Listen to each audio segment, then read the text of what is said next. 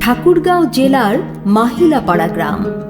এই গ্রামটি আজ নিরাপদ সবজি পল্লী নামে সর্বদিকে পরিচিত। অথচ একসময় এই এলাকার কৃষকদের জমিতে একর প্রতি সার ও কীটনাশকে খরচ হতো ৬৫ থেকে ৭৫ হাজার টাকা। ফলে লাভ দূরের কথা, আসল ফেরত নিয়ে বাড়ি ফেরাটাই ছিল তাদের বড় সংকট। উৎপাদন খরচ বৃদ্ধি হয়, আমরা পড়তাম ঋণের বোঝায়, আমাদের জীবন হয়তো কষ্টের।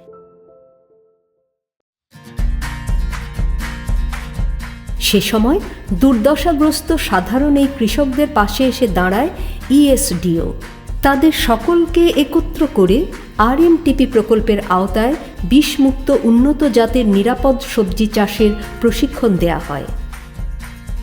ইআরটি থেকে প্রশিক্ষণ পাওয়ার পরে আমরা জমিতে প্রযুক্তি ব্যবহার শুরু করি। এছাড়াও আমরা জমিতে মালচিং পদ্ধতি ব্যবহার করি, ফেরামন ফাঁদ, হলুদ ফাঁদ, জৈব বালাইনাশকের ব্যবহার এবং আইওটির মাধ্যমে সেচের ব্যবস্থা করি। এর ফলে আমরা সকল কৃষকে আর্থিকভাবে অনেক স্বাবলম্বী। এই এলাকার চাষিরা বদলেছে অনেক।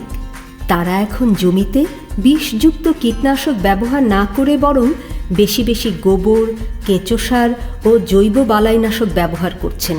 ফলে ভোক্তার দোরগোড়ায় পৌঁছে যাচ্ছে নিরাপদ সবজি ভাণ্ডার।